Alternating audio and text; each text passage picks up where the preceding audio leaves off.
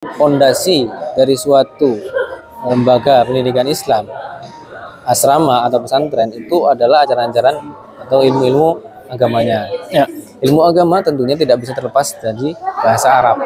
bahasa Arab ya. Nah, bahasa Arab sendiri ya, sebagaimana yang sudah saya pelajari, al-ulum al-arabiyyah itu sangat luas. Ada 12 macam disiplin ilmu.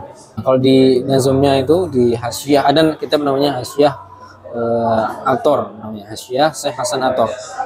Nah, disebutkan 12 macam ilmu bahasa Arab itu ya. Salah satunya ada ya, kalau disebutkannya nahwun wa sarfun arudun thumma qafiyatun wa ba'daha lugatun wa insya'u bayanun ma'ain khottun. Dan di situ ada yang saya mau garis bawahi adalah ternyata ya, di antara 12 disiplin ilmu tadi ada ilmu khot.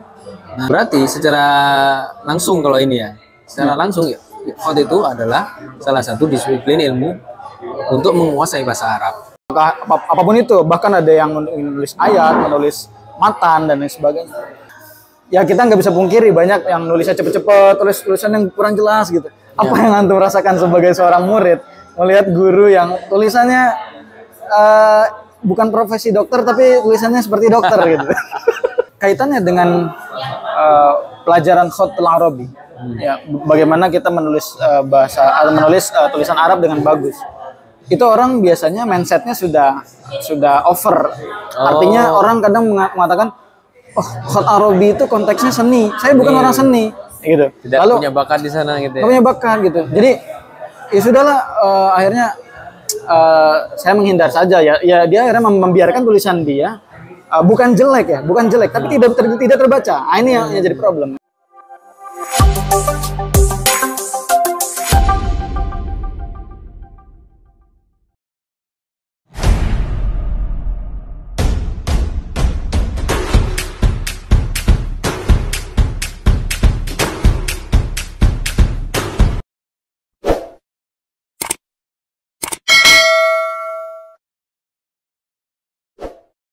Kaligrafi ini diajarkan dan dipelajari di pondok-pondok pesantren. Nah, jadi bagaimana lembaga pendidikan itu bisa melahirkan pelajar-pelajar yang paham agama, sedangkan dia atau si santrinya ini tidak bisa menulis Arab. Maka kali ini bersama saya sudah ada narasumber dan tamu yang spesial. Ya, guru dari Pondok Modern Darussalam Gontor Kampus 2, Ponorogo, Ustadz Akbar Yazid. Gimana kabarnya, Ustadz? Baik, alhamdulillah. Baik ya? Udah makan, Ustadz? Ya, lumayan tadi. Ya, antum lagi pulang berarti nih di Surabaya ya? Ya biasa nih libur semester. Libur semester. Berapa hari ya biasanya? Ya, karena beberapa hal sekitar seminggu. Seminggu 10-an lah, 10 hari lah. Ya, sekitar 10. Ya. Kira-kira saya kemarin dengar nih, katanya antum sempat mulai belajar khot ya di Gontor ya. Oh ya, alhamdulillah kemarin ya sudah sekitar 4 bulan ini, 4 bulan lalu lah. Saya mulai belajar khot rikah ya. Saya berguru ke ustadz saya namanya Ustadz Ibnu Hafizi. Ustadz Ibnu Hafizi ya. Itu teman seangkatan ya? Ya, masih teman tapi karena sebagai murid jadi saya anggap guru. Ya berarti memang antum ini bisa atau sudah menaruh perhatian dalam tulisan Arab lah ya? Insya Allah. Masih pemula. Iya. Dan kita tahu antum nih kan lulusan Al-Azhar nih. Kenapa nggak dulu misalnya di Al-Azhar mencoba untuk sudah belajar khot dari dulu misalnya? Iya, kalau belajar khot tentunya saya sudah kenal sejak santri. Ya. Kemudian melanjut studi di Al-Azhar Kairo. Di sana sebenarnya secara silabus atau secara materi kuliah kita tidak temukan itu di bangku kuliah. Ya, khusus di program studi yang saya ambil di sana, ya, di Fakultas Syariah. ya, Nah, jadi saya beberapa kali hanya menghadiri melihat karya-karya pameran kaligrafi Hot. ya, ya. Cuman ya mungkin ya namanya di barat hidayah mungkin ya. Belum datang. Belum terketuk. Ya, ya, ya. Baru sekarang ini. Ya, memang menarik ya. Mungkin juga salah satu faktornya ini belum semarak sekarang ya. Karena kita lihat memang pergerakan kaligrafi ini atau menulis Arab ini lambat laun ya. Tidak semerta-merta dari dulu sudah ramai gitu ya. Maka kalau dilihat memang dari konteks pembelajaran di lembaga pendidikan ini juga banyak ditaruh perhatian. Nah, melihat antum nih di pondok ya, terutama di Gontor kampus 2. Ini apa yang antum lihat daripada keadaan tulisan-tulisan santri yang mana memang gerakan-gerakan untuk bisa menulis Arab dengan bagus ini kan sedang diusahakan ya, supaya santri itu bahkan guru-gurunya juga Ya. itu dituntut untuk menulis dengan baik. Nah, ini bagaimana keadaan secara umum di sekarang ini? Ya, kalau saya pribadi menilai ada dua sudut pandang. Jadi sudut pandang pertama yaitu kita dulu sebagai atau kita dan semuanya sebagai santri, sebagai pelajar dan sebagai pengajar. Atau kalau pengajar tuh berarti di pesantren ustadz ya. Ya, ya. Jadi kalau pertama kita sebagai pelajar itu bagaimana memandang Hot ini sebagai kan ilmu itu apa yang berjalan di kepala, Ya. karena diproses di pikiran, di akal. Nah, untuk memindahkannya, transformasinya itu butuh media, ya kan? Ya. Baik secara lisan maupun Tulisan. Sedangkan ilmu yang dilestarikan di pesantren itu banyak berbahasa Arab. Ya, betul. Ya, gitu. Jadi dulu kita memandang sebagai santri belajar bahasa Arab itu mungkin masih merasa ya yang penting kita bisa baca. Nah, ya.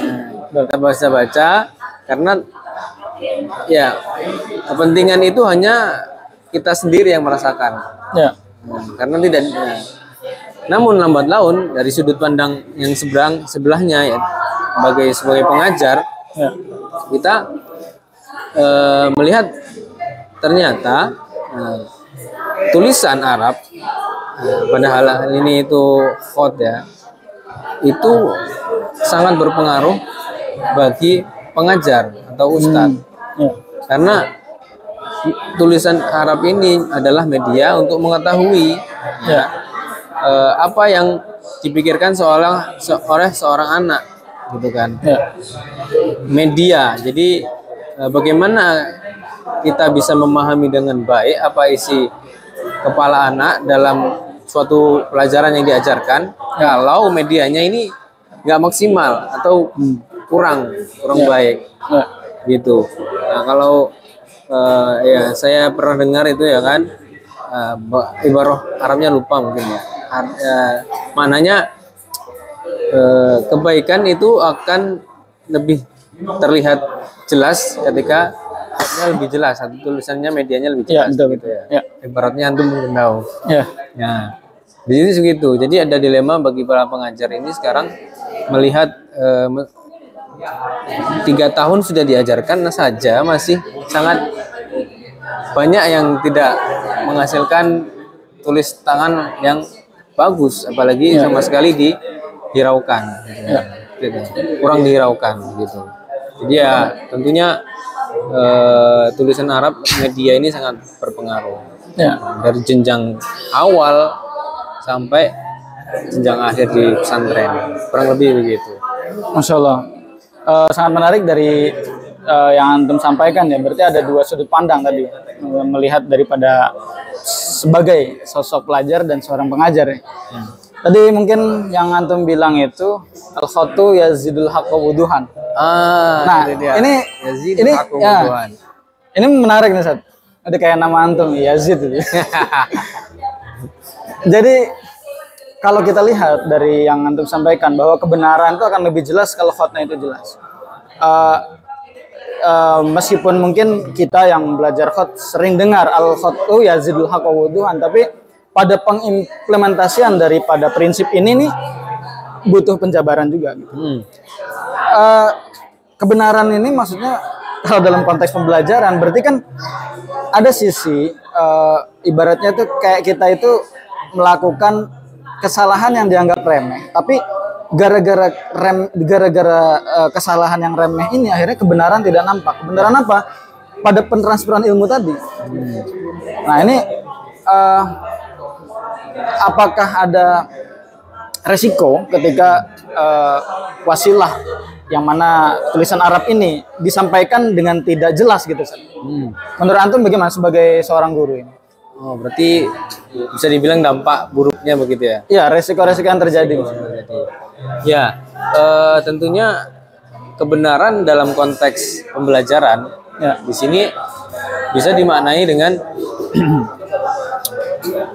pertama, ketika anak mencatat suatu pelajaran itu, tentunya kita selalu ya dalam pembelajaran di pesantren Gontor itu selalu dianjurkan untuk mencatat. Meskipun kita punya buku paket atau buku mukoror itu ya, tetap kita harus punya buku catatan. Nah, di situ kan untuk mencatat penjelasan apa yang disampaikan oleh guru di kelas ataupun di luar kelas. Nah, ketika anak itu tulisannya untuk diri sendiri saja, dia susah membaca. Oh, ada yang gitu ya? Ada pasti. Untuk dirinya sendiri jadi nggak bisa baca deh. Iya. Atau dia salah bacanya jadinya. Atau salah bacanya karena cepat-cepat mungkin ya. Nah, apalagi orang lain yang membaca, gitu kan. Ketika anak itu sudah melihat catatannya sudah kacau, tentu apa dampaknya? Semangat dia untuk membuka buku catatan berkurang. Kemudian pemahaman dia atas apa yang dia tangkap juga berkurang. Ya kan? Karena ya yang sering kita dengar pepatahnya kan, Alkitabatu qaiduhu. Ya. Ya, apa namanya, tali yang digunakan untuk mengikat itu kok buram atau tipis atau enggak kuat, ya kabur kan barang hewan buruannya. Ya, betul. Nah, itu dia. Kemudian juga ada rasa minder atau insecure bahasanya anak-anak itu ya. Ketika melihat tulisan jelek, mending saya pinjam buku orang, atau bahkan ada yang saking dia nggak punya catatan, dia menggunakan catatan orang lain yang itu tidak dibenarkan secara aturan. Nah, jadi ada kumpulan-kumpulan rangkuman. Nah, itu yang membuat milieu belajar yang rajin tuh pupus begitu. Nah, itu dia. Itu. Jadi kebenaran konteks tadi pertama seperti itu. Kedua, dampak buruknya adalah ketika suatu anak itu mencatat, gitu ya, mencatat atas ilmu apa yang sudah dijelaskan, atau dia ada perintah untuk mengerjakan tugas, baik PR ataupun apapun itu, yang harus dikerjakan oleh santri tadi, yang mengharuskan itu dikumpulkan kembali. Nah, dikumpulkan jadi satu kelas, ya, kemudian dikoreksi oleh pengajar. Wah, itu. Ketika mengoreksi itulah tantangan. Nah, tantangannya bagaimana? Kebenaran dia menjawab soal dengan benar. Tapi karena tulisannya tidak jelas, bisa jadi pengoreksi salah membaca. Akhirnya ikut salah. Atau karena tulisannya saking nggak jelasnya, moodnya itu terpengaruhi kan. Moodnya si pengoreksi. Iya. Oh iya, itu urgent sekali.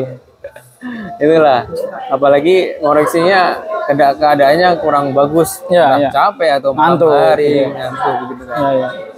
Ya memang kalau dilihat-lihat mungkin antum pernah ngerasain juga ya ketika keadaannya itu kita namanya juga manusia ya, usaha-usaha yang dilakukan kan sudah misalnya, tapi kita sudah melihat tulisan misalnya ini apa maksudnya gitu, tulisan yang kayak coretan-coretan gitu, padahal dia nulis Arab ya, tapi kelihatannya kayak coretan gitu, entah dari sambungannya atau huruf-huruf mufradnya gitu kan, mereka asal-asalan dalam nulis gitu kan.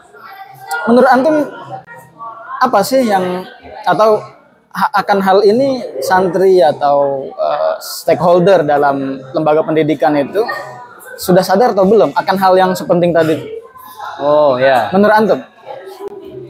Menurut saya sebenarnya kalau dikatakan stakeholder atau siapa yang paling bertanggung jawab di lembaga, Ya. saya rasa hal ini sudah ditandai, Ya. sudah dinotis oleh jajaran Dewan Guru. Ya. Nah, dalam hal ini ya bagian kurikulum Ya. yang ada di kampus pusat. Ya, ya. Nah, dengan banyak program, itu sudah sangat bagus dan sangat cocok untuk dijadikan solusi memecahkan masalah tadi. Nah, sekarang PR-nya adalah namanya program akan sukses ketika dieksekusi dengan sungguh-sungguh dan konsisten. Tadi, apakah program itu kan ya jangka panjang. Ya. Nah, mungkin pada semester ini bagus, tahun ajaran ini bagus. Ya. Apakah menjamin tahun depan orang-orang yang pelaku tadi masih Ada. atau dengan militansi yang masih ada? Ya, betul. Nah, itu dia. Ya, ya, ya. Bisa jadi akan berubah juga ya. Iya, itu mungkin. Tadi antum sempat nyebutin kan, kadang kita kesulitan membaca tulisan beberapa yang memang belum berupaya untuk memperbaiki tulisan itu. Itu biasanya di kita mungkin berdasarkan pengalaman antum ya, melihat fenomena tulisannya itu di bagian apa yang membuat susah gitu. Iya, contoh misalkan Tintanya kah atau kalau penyebabnya mungkin cepet-cepet gitu atau? Oh ya, kalau di konteks susah membaca ini biasanya ada satu kasus misalkan PR begitu ya. Ya. Atau ada pelajaran hafalan, jadi misalkan ada hafalan hadis, atau ada pelajaran namanya mahfuzat. Nah, itu kan diwajibkan untuk tulis tangan dengan banyak program di situ. Nah, itu misalkan huruf fa dengan kof misalkan. Nah, kadang mereka cepat-cepat sehingga nggak dikasih titik. Oh, ada seperti itu. Atau titiknya tercoret, atau itu titik gara-gara coretan yang lain gitu ya. Atau misalkan huruf yang seharusnya itu di atas garis, tulis bawah garis. Tempat duduknya itu ya. Ya, itu kan juga mengganggu. Apakah dia ikut baris atasnya atau baris bawahnya? Karena memang juga kadang juga harokat, ya kan. Kalau tulisan standarnya kan yang diajarkan dari kelas 1 itu ya, tiadi itu. Kayak Khotnaski kan ada harokatnya, memberi harokat yang benar itu kadang juga salah. Atau ada suatu kejadian waktu itu saya pribadi jadi ditugaskan sebagai pembimbing program amaliyatu tadris, tarbiyah amaliyah, praktek mengajar untuk siswa akhir ya. Itu santri diharuskan mempraktekkan suatu pengajaran atas sebuah disiplin ilmu, pelajaran. Nah, di praktek di situ dia mau tidak mau dia harus menggunakan media tulis, yaitu pada hal ini papan tulis. Nah, disitulah dia mencatat. Nah, kemudian ada koreksi dari kawan-kawannya. Nah, di situ timbul ini huruf ya dan dot itu ada nibrohnya atau tidak setelahnya. Nah, itu ada pertentangan di situ. Nah, mau tidak mau kan di situ kita sebagai pembimbing juga harus bisa menguasai, Bisa berperan ya. berperan. Dan saya pribadi juga, wah ya juga ini di sini nih Ya. penting. Menarik, Sat. Berarti gini, ketika kita bicara tentang lembaga pendidikan Islam apalagi ya, berarti kan memang tulisan Arab ini sangat melekat di berbagai sendi-sendi kegiatan ya. Lalu ketika melihat kita ada seorang pelajar dan pengajar, ketika dua ini bersandingan, maka sebenarnya tanggung jawab yang pertama yang dituntut untuk memiliki tulisan yang standar itu sebenarnya pengajar berarti. Iya. Dimulai dari pengajar. Oh gitu ya. Ya ya ya. Ya sekedar intermezzo nih, Sat. Dulu antum pernah menjadi mahasiswa ya, entah di level tingkat S1 atau S2. Ada guru-guru kita menulis bahasa Arab yang ini tentunya konteksnya menulis pelajaran ya. Entah apapun itu, bahkan ada yang menulis ayat, menulis matan dan lain sebagainya. Ya kita nggak bisa pungkiri banyak yang nulisnya cepet-cepet, tulisan yang kurang jelas gitu. Apa yang antum rasakan sebagai seorang murid melihat guru yang tulisannya bukan profesi dokter tapi tulisannya seperti dokter gitu? Apa yang antum rasakan itu, sensasinya itu? Ya pertama dengan segala hormat ya, ya semuanya guru-guru kayak kami baik mengajarnya, namun tetap ada beberapa sisi di tadi catatan ketika menjelaskan menggunakan tulisan juga mengalami ya banyak kita sering dalam mencatat di papan tulis itu juga kadang mengalaminya itu menurut saya akumulasi dari apa tadi ketidaksadaran seorang pelajar yang akan suatu saat akan menjadi pengajar gitu ya, di situ. Jadi ya insya Allah semoga SDM ke depannya lebih baik. Ya ya ya. Berarti mungkin terkendali akhirnya kita terkendala. Sorry. Berarti sensasinya ya mungkin lebih kepada berpikir keras untuk memahami ya ini yang ditulis apa gitu ya. Ya. Dan sebagainya. Menarik. Mungkin ya kita juga dulu sama-sama belajar ya di masa misalnya aliyah dan lain sebagainya, level-level tertentu memang sudah mah kita duduk di belakang, jauh dari saburo, jauh dari papan tulis, tulisannya kurang jelas gitu ya. Atau sebenarnya mungkin antum memaknainya apa nih? Tulisan proses belajar terutama yang basisnya bahasa Arab, apakah cukup terbaca saja atau mesti ada keindahannya?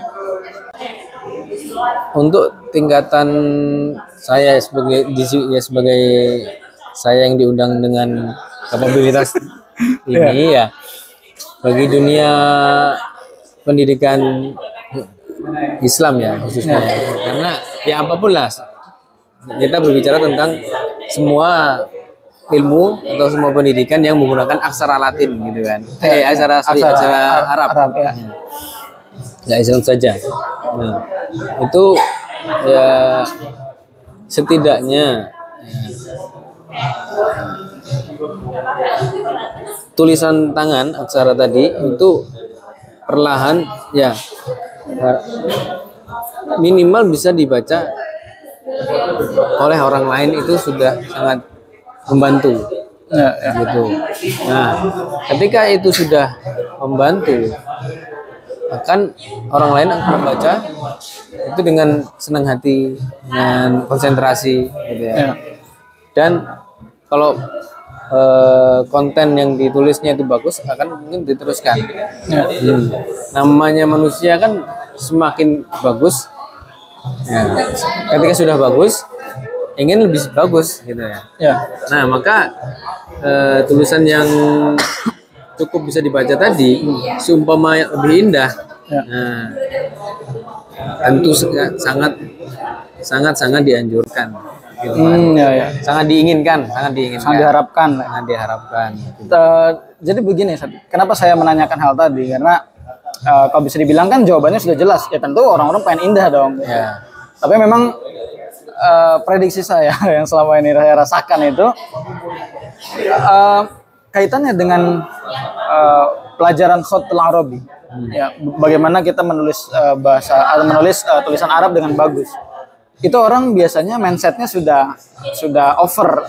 Artinya orang kadang mengatakan, oh, Khatul Arabi itu konteksnya seni. Saya bukan orang seni, gitu. Tidak punya bakat di sana gitu. Punya bakat gitu. Jadi ya sudahlah, akhirnya saya menghindar saja ya. Ya dia akhirnya membiarkan tulisan dia bukan jelek, tapi tidak terbaca. Ini yang jadi problem. Makanya tadi saya mengatakan apakah kita perlu cukup untuk tulisan terbaca atau sampai level keindahan. Maka ya tadi karena saya menanyakan ini tuh biasanya orang itu dia minder duluan gitu. Apa sih Khatul Arabi itu? Padahal kalau saya tadi mendengar beberapa penjelasan antum itu berarti kan memang sebenarnya bicara mengenai Khatul Arabi itu tidak melulu bicara mengenai seorang seniman gitu kan ya. Khotot atau fanan itu kan nggak melulu kayak gitu. Ya harus karena ya itu tadi dan apa ya, meskipun kalau dibilang kita sudah menghadapi dunia digitalisasi, bagi saya yang selama ini belajar ilmu yang berkaitan dengan tulisan Arab itu akan sangat dimudahkan, sangat betah, sangat lebih nyaman ketika kita bisa mencoret-coret dengan tulisan kita sendiri, menggunakan media cetak, kemudian kita kasih catatan di situ, kan? Karena itu kita menggunakan panca indera yang lebih banyak kan. Betul. Bisa menggunakan indera peraba kita sendiri ya.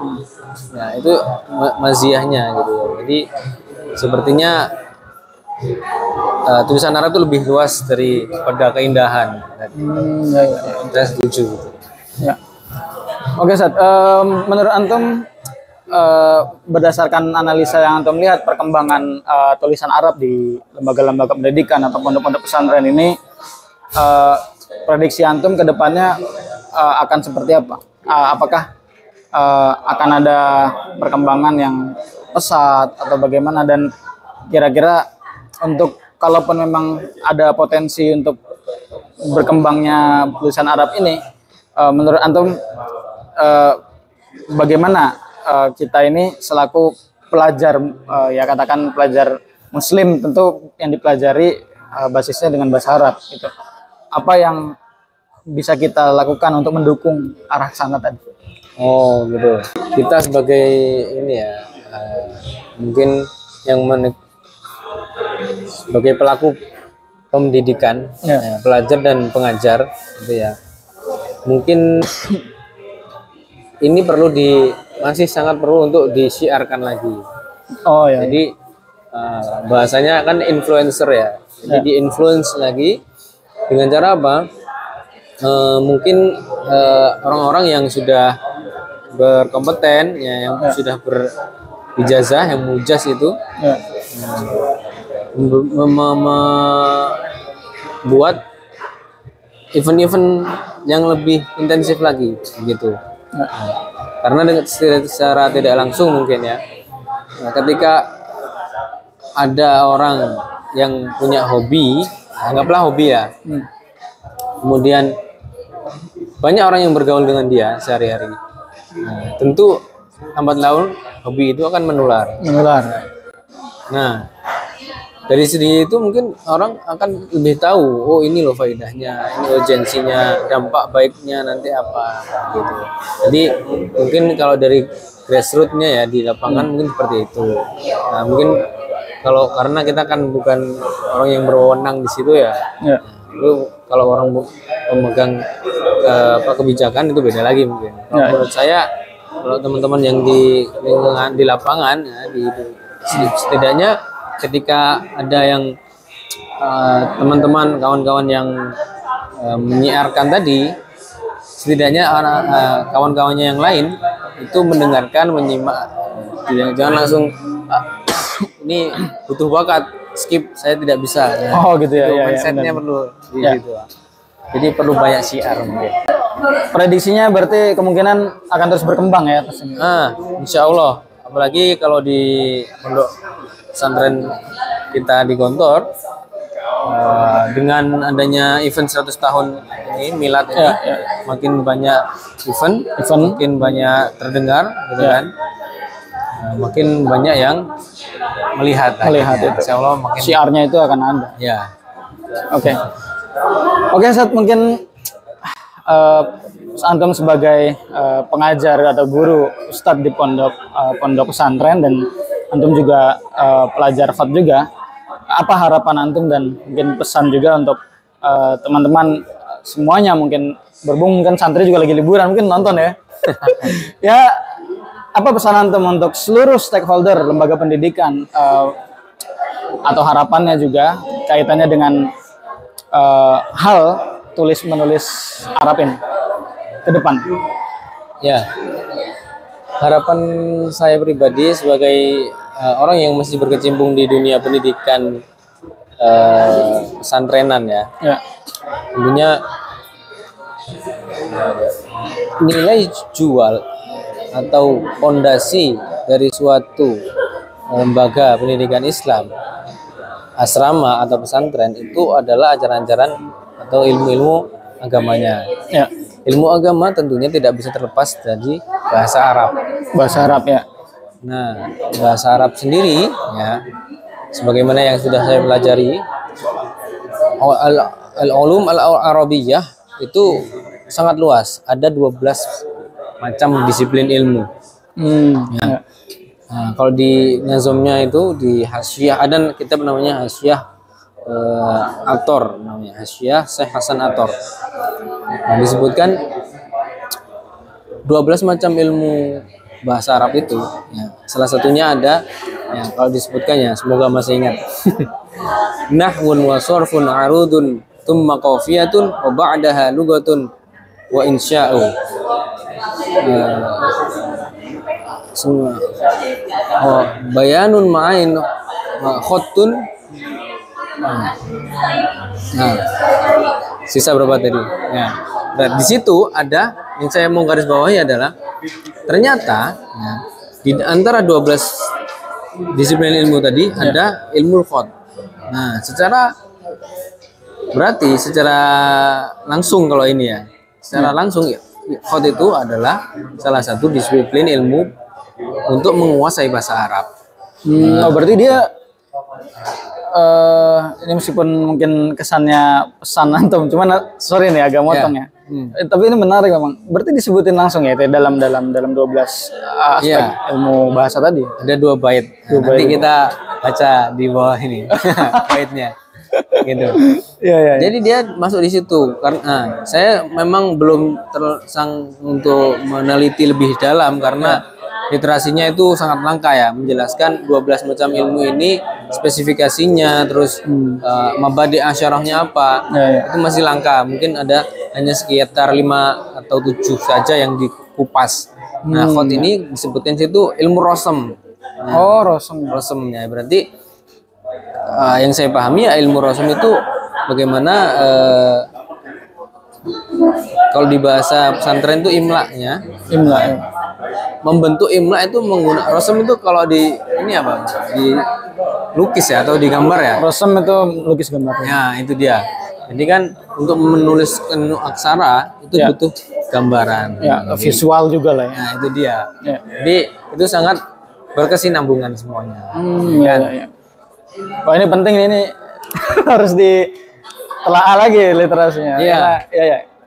Lanjut. Jadi itu tadi, maka kita mulai berkembangnya zaman, maka kita harus mulai memahami apa saja sih elemen-elemen, apa saja sih uslub-uslub yang harus digunakan, gitu kan, supaya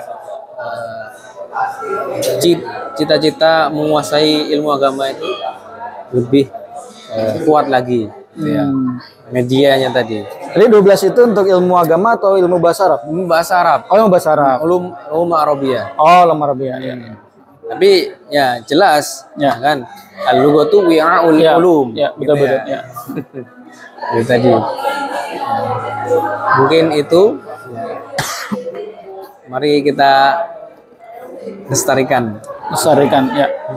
Masya Allah, terima kasih Ustadz Akbar Yazid atas pesannya tadi. Memang kalimat terakhir antum atau kata terakhir antum melestarikan tadi, memang ketika kita melihat lembaga-lembaga besar yang saya lihat fenomena selama ini, mereka organisasi besar seperti IRSIKA yang di bawah OIC itu, yang di bawahnya organisasi negara-negara Islam itu.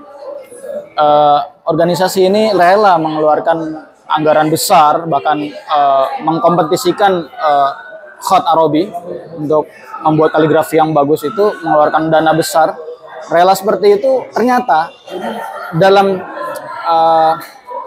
buklet yang mereka keluarkan itu atau brosur yang mereka keluarkan itu, di situ salah satunya kata yang antum sebutkan tadi, untuk melestarikan apa yang sudah dikerjakan oleh kaligrafer-kaligrafer dulu semenjak Abbasiyah, Utsmaniyah dan sebagainya. Jadi memang melestarikan itu sangat penting dan susah. Melestarikan itu susah. Benar. Ya. Oke. Jazakumullah khairan atas diskusi kita pada sore hari ini.